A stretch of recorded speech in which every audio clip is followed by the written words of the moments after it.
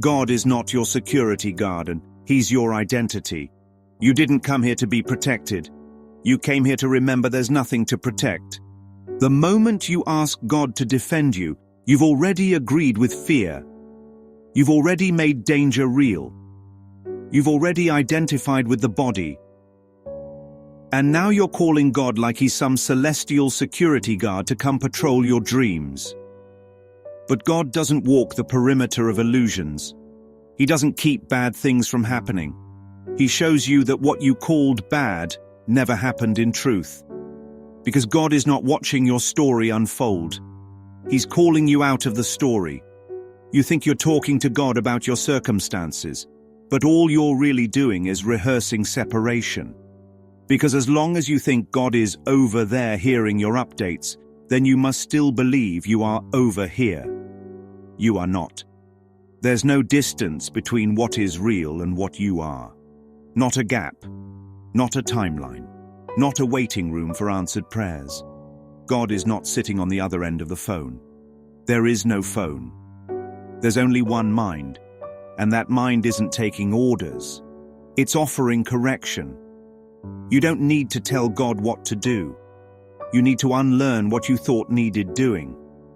God is not here to manage the symptoms of a dream. He's here to awaken the dreamer. And He does that not by moving the furniture, but by revealing the flaw never existed. If you're asking for protection, you're still scared. If you're scared, you're still confused. And if you're confused, the only prayer that matters is, "Father, help me see this differently." That prayer doesn't come from a victim. It comes from a son who's ready to wake up. Because the Son of God is not at risk. He is not endangered. He is not waiting for backup. He is not being stalked by outcomes. He is the light behind all appearances. He is the peace that cannot be disturbed. He is the extension of love that cannot be altered. So when you say, "God, don't let this happen to me," you are misidentifying again. You are not the me that suffers. You are not the character in the plot. You are not the clay pot hoping not to be broken. You are what cannot crack, what cannot bruise, what cannot end. So stop asking God to make your body feel better. Ask Him to show you that you are not a body.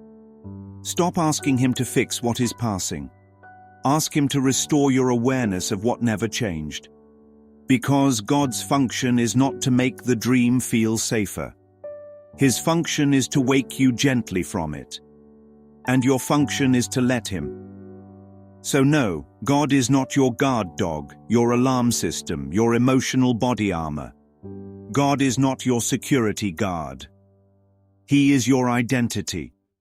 And identity does not defend. It shines. It extends. It knows. It is.